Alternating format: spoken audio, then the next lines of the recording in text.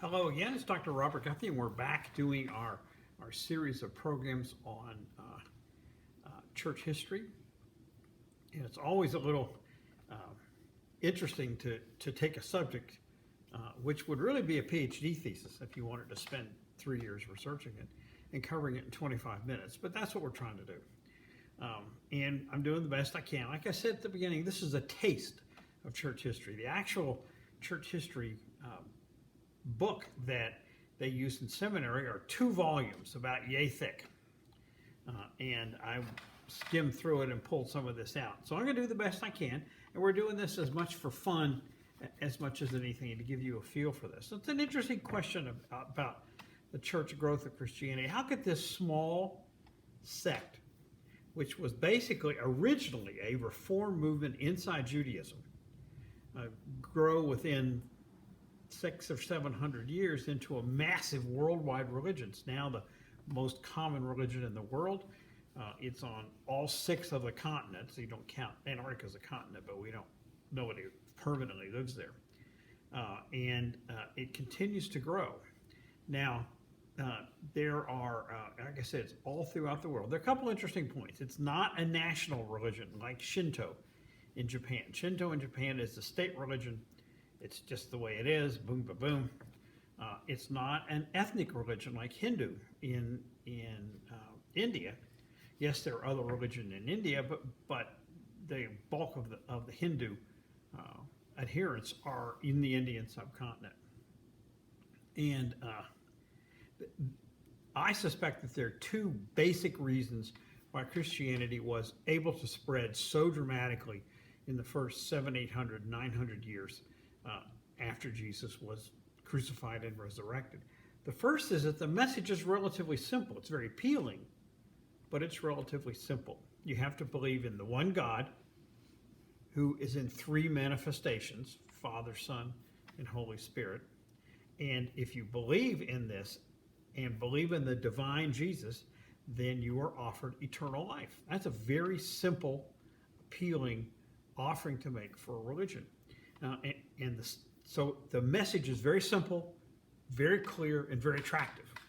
And it's not, even though people try to encumber it with all kinds of legalisms, the legalisms really aren't there in Jesus' message. It's believe in Him, love the Lord with everything, love your neighbor as yourself, and that's the bargain. The second factor is, which people really don't think about, is it's been an enormously flexible religion. It can adapt to all kinds of cultures. And if you look at it now, it starts in the Hebrew world. It expands through Paul into the Greek world. The Greek world was very pagan, very hedonistic, really kind of disgusting on their behavior. But he's able to expand it into the Greek world, and then it expands into the Latin world, which is Rome, through a variety of missionaries, including St. Peter. Then from there, it spreads through Western Europe, then into Eastern and Central and Eastern Europe. Then it goes east out of the empire into what's then the Persian Empire, Iraq, Iran, down into India. And after that, it was able to expand as commerce took off into the Americas. Probably the most successful expansion has been here in the United States, in all through Latin America, Canada, the U.S., Mexico, and North America, all the way down through Latin America. And now even in sub-Saharan Africa, a very strong church in South Korea, a smaller church in Taiwan and in Japan, but it's everywhere in the world. Of course, Australia also. So it's and the key, a lot of that is the adaptability. I've known a bunch of African missionaries, they'll have films of their congregations, and they sing to Jesus and hymns in African music. Why not? There's nothing magical about the Western European hymns we have. Now you've got traditional services, you've got a variety of contemporary services, you've got bands and all that. But the Africans use African music, so it's able to adapt. And I think that's an enormous thing, because the message is simple. It's a salvation theology, and it's very simple in what you need to do. And then, because it's so simple, it can adapt. So you've got relatively stuffy formalized churches in the high Anglican churches in Britain. You've got very casual church services throughout the United States here. You've got the African churches with African music. I've not been, it's been a long time since I've been in a Latin American church. I've been around Mexico, but they sang their own songs there too. So that's the gist of, and it's been a remarkable success. And you have two, in the early church movement, you had two separate movements. It's an interesting thing. By the time Constantine comes along in the 320s, you're finding a separation of the Roman Empire into the Eastern Greek-speaking group, which is now based at his time at Constantinople and now Istanbul in Turkey, and you have the Western Latin-speaking group, and those churches drift apart and actually become rivals rather than supporters. In 1054, I think it is, they have a breakup. It's kind of like a marital breakup where each side blames the other side. Of course, it's all your fault. I'm excommunicating you. No, it's all your fault. We're going to excommunicate you too. But they had been drifting apart for a long time. So we'll talk about the church expansion with each of the groups. And if you look at the Latin, which is the Latin-speaking group out of Italy, which goes up into Western Europe, across France, down into Spain and Portugal, and up into Britain, it appears to have been driven locally, in which you had local missionaries going out and converting certain numbers of people, and they were followed by the development of the monastery movement, which starts in about 390 AD in a place called Tours in France, and I forget what the Benedictine, I think, but I can't remember that. There's a bunch of different monastery movements. And as the Roman Empire collapses in the West, remember at 410 is when the Germanic tribes come down and pillage and sack Rome, basically cutting up the Roman Empire, which was in a state of near collapse then. And the church, through the monasteries, is the only semblance of intelligence, reading and writing, record keeping, and education in the western part of what had been the old empire. As the Roman Empire breaks up, you'll find that local rulers, the king of this, the king of that, become dominant in there. And the one universal thing that goes beyond these local boundaries, there were several kings in England at the time, and there were a variety of ruling groups around France and down into Spain and Portugal. The one constant factor across those lines is what's now the Roman Catholic Church, which is just the church in those days. And it has the only preservation of intelligence and learning and record keeping, because to be a monk, you have to learn to read, you have to learn to write, you have to keep records, you have to do a wide variety of these rituals daily. You have prayers at various times. I don't know the details, not having grown up Catholic. And with that, you provide the local school, so the children, the boys particularly, who come from families that can support them, come to the school, and they learn to read and write in the school, and they learn their lessons, and they do manage, the monasteries have to manage their own finances. They have usually gifts of land. They'll own a village or a bunch of farms, and they'll go out and farm the farms and catch the fish and this and that, and support themselves. So these become islands of civilization in what was becoming a barbaric world, in what's called the Dark Ages. And they weren't as dark as people think, because the church, through the monasteries, kept learning alive, kept education alive, continued to pass this down.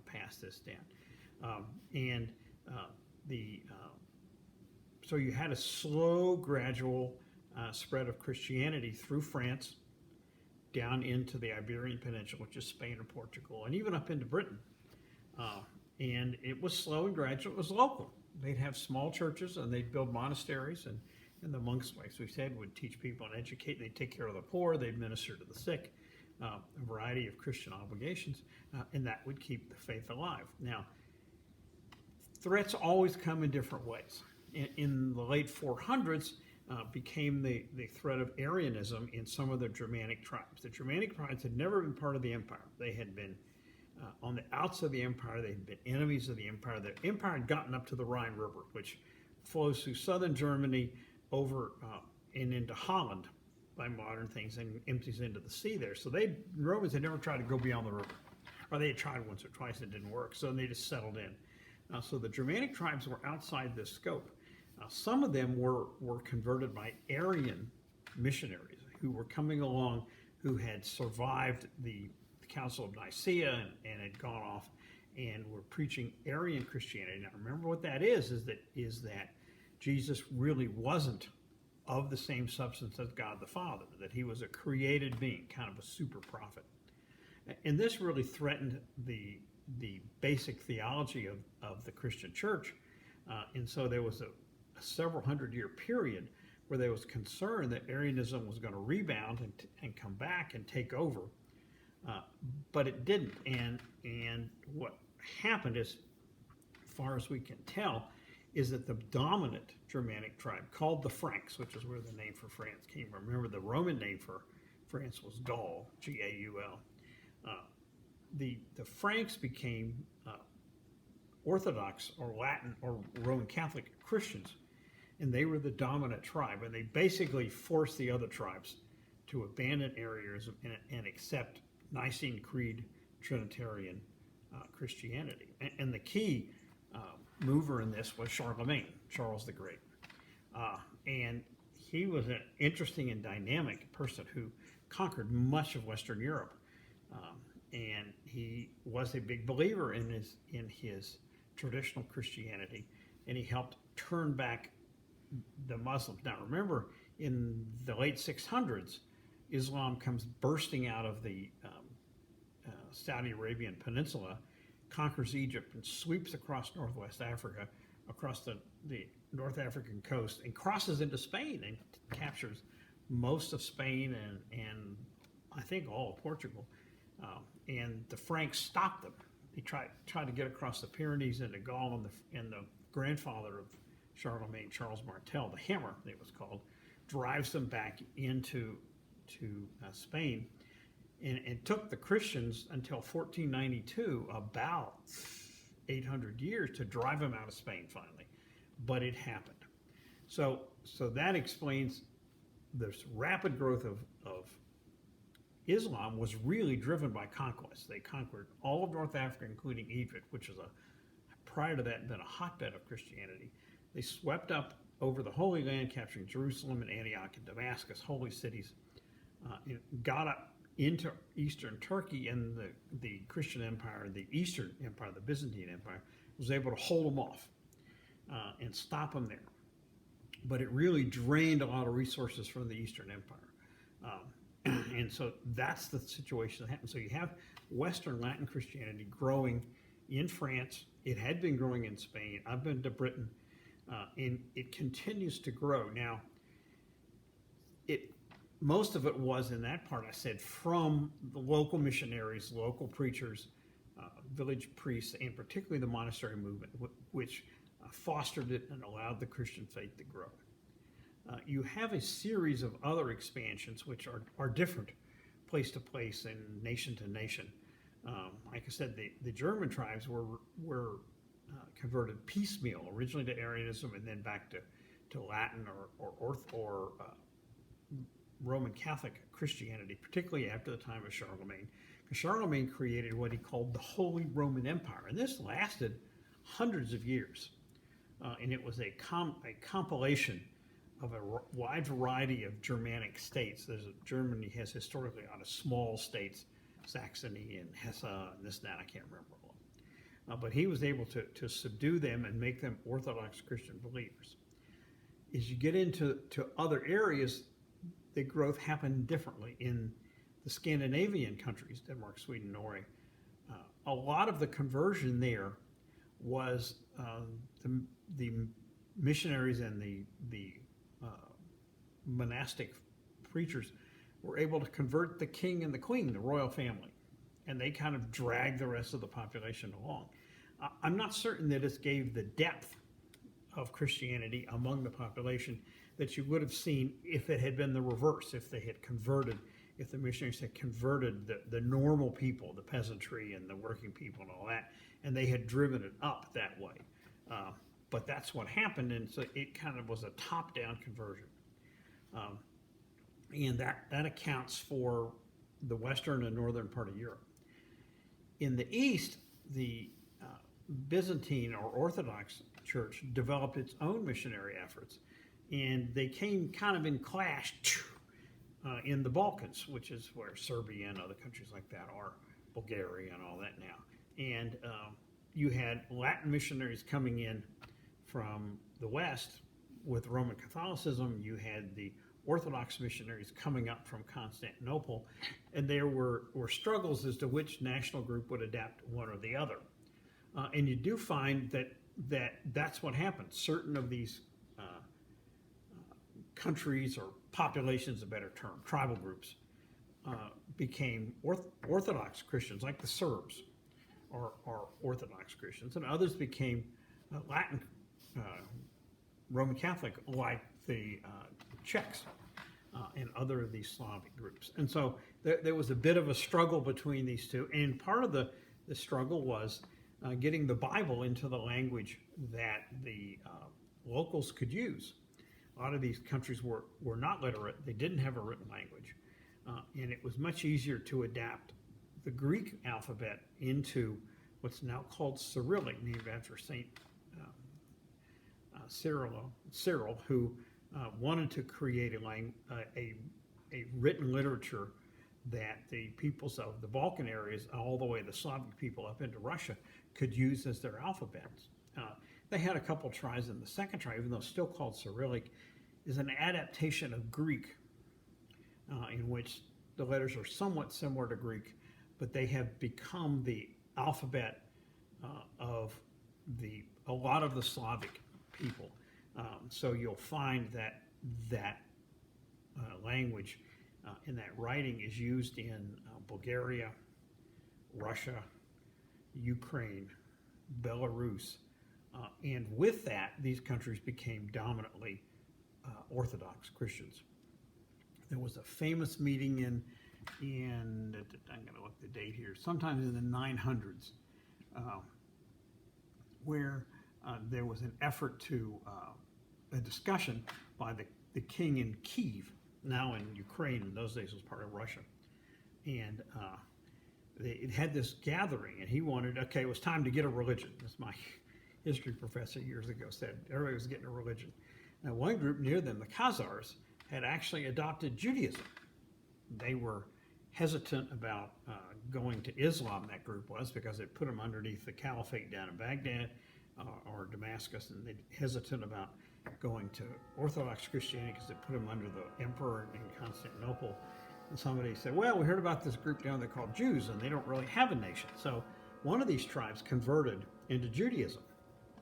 And that's where the large number of Jews in Russia and Eastern Europe come from, this tribe, Kazakhs. But this guy, who's the king in Kiev, he has all four groups come and make their appeal.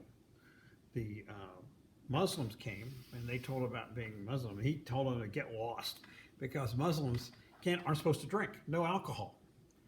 And basically he said, oh no, that's the lifeblood of our people, is to be able to have alcohol. So told them to get lost. They didn't bite on the Jewish thing, I think because really didn't have a group, large enough group with whom they were associated. They rejected Latin Christianity, and they took Orthodox Christianity. And I would suspect that a lot of the orientation was they wanted to have better trade relations with the empire down in Constantinople, because Constantinople controlled the waterway from Black Sea down into the Mediterranean and the trade routes. So that was probably a lot of it. And he's also supposed to have been very impressed with the beauty of Orthodox churches, which at that time were very, very beautiful, remain heavily decorated on the outside and the inside. So that explains how Orthodox belief became very strong in the Balkans and in the Slavic people, and from there it spread into Russia, where it's now the main religion of Russia.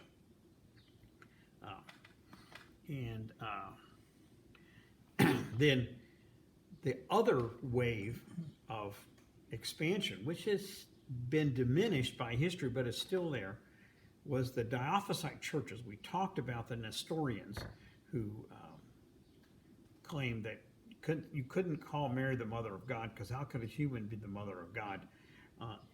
They insisted that Jesus had two distinct natures, which were distinct, but were not blended into the one with the mystical union of the two, which is what our standard belief is. And there was a lot of controversy about that, and they fled. The empire was not going to tolerate this kind of heresy inside the church, because by this time in the 400s, the church had become official, and when the empire recognizes this as the official church, then they're going to make certain it acts the way they want. And this is the problem of churches becoming official, where they have trouble keeping the political forces at bay. And you're seeing that in Russia right now, where you've got the Russian Orthodox Church, which is totally supporting Putin in the war in Ukraine, even though they're attacking fellow Orthodox Christians, and nobody is standing up to them. So, imperial support also means imperial control. But anyway, these people, the Diophysites, the Nestorians, didn't want to mess with the emperor, and they left, and they went east into the Persian Empire. The Persian Empire, which is very hostile to the Byzantine Empire, they welcomed them. Here's this fifth column group that are anti the emperor and all that, and they let them spread. Now, they spread across what's now Iraq and Iran, down in through the Afghanistan area, and down into southwest India.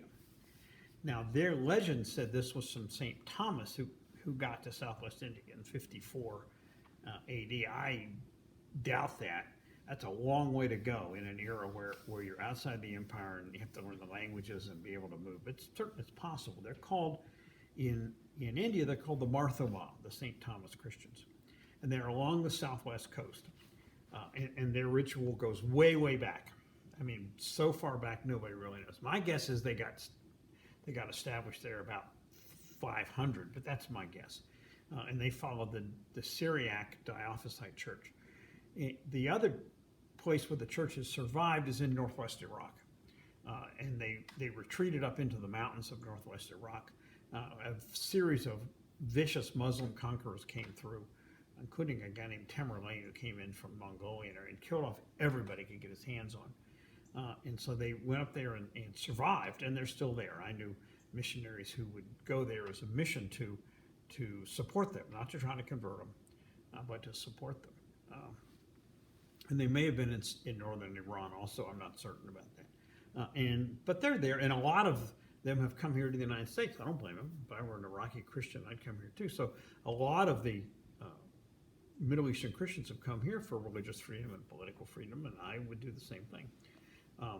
And so the Marthoma, you can meet. I remember one I met who was a cardiologist on an advisory panel with me in a national meeting in Chicago, and he had a gorgeous name.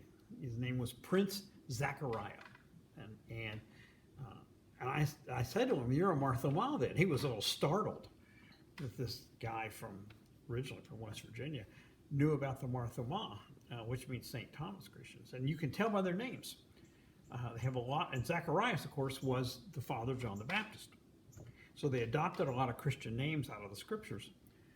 And probably the most other one that's more well known is Fareed Zakaria, who is also from India, is a Christian, and he has an adaptation of the Zechariah name, and he's on a CNN commentator.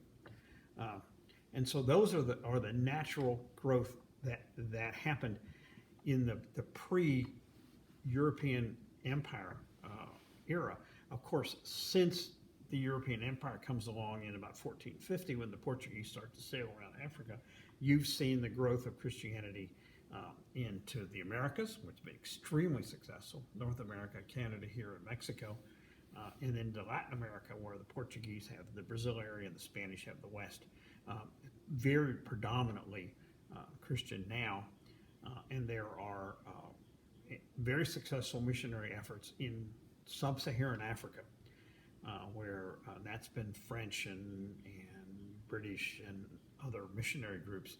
A lot of American groups have known a lot of American missionaries who went to Africa, and they're very successful there. Much of sub-Saharan Africa is actually Christian. And there's some other isolated places. Korea, South Korea, it's like 35 or 40% Christian now. It's less in Taiwan, about 5%, Japan, about 5%, mainland China, about 5%.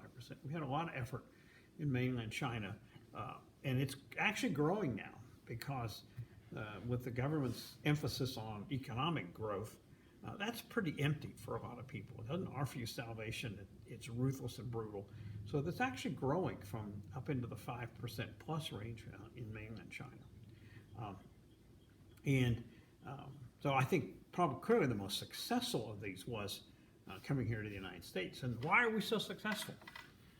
Because we don't have an official church. We do not have a state church like in England, Church of England, or Church of Scotland in Scotland. We don't have, they have Lutherans or official churches in Scandinavia and Germany. So when you come to America, you had to have this free-for-all. So it was all competitive. You had to go out and compete for membership. So you had very active churches that really reached out to a lot of people, and you brought this very interesting polyglot of different religions offering different things for different tastes. It's been very successful. I'm all in favor of it. I forgot to mention one thing. Back in the 500s you had St. Patrick, who was an Englishman originally, who had been a prisoner in Ireland, going to Ireland to convert them and to form what became Celtic Christianity. And again, this is the adaptation skill. Instead of just having a cross, because these people had worshipped the sun, which if you've been to Ireland on the west coast, the sun takes forever to set over the Atlantic. They had been sun worshippers, and Ireland is cold and wet and all that, so sun worship is not unusual. So what he did was he created the Celtic cross, which has the circle inside surrounding the cross things of the cross, and that's the Celtic cross. So he was able to combine their traditional thing of the sun and put it on the cross, and he started what became Celtic Christianity. After that, he actually took it across into Scotland on the island of Iona, which is on the west coast of Scotland, very close to Ireland, and got it into Scotland, and it started down into England. Celtic Christianity was an independent church. It had its own ritual and structure and all that. It eventually got absorbed into Latin Christianity, into Roman Catholic Christianity, and I don't know the exact time or mechanism that it happened. I'm not certain anybody really knows, but I had forgotten when I was rambling along too much and to have made that point. So here you have what was a small Reformed sect inside Judaism, this tiny little group, which over a period of the first 1,000 years and now more has expanded to being the most popular worldwide religion on every continent, and continues to grow. And even does it have trouble and fight? Sure. All religions have troubles and fight about things, but we're continuing to make progress. And I think it was the simple message, salvation through Jesus, and the ability to adapt the functioning of the religion to the local culture, whether it's music or format or whatever. Those are the two things that made it very successful. That and, of course, the hand of God guiding all this. This is Dr. Guthrie. We're going to stop here. It's been a pleasure.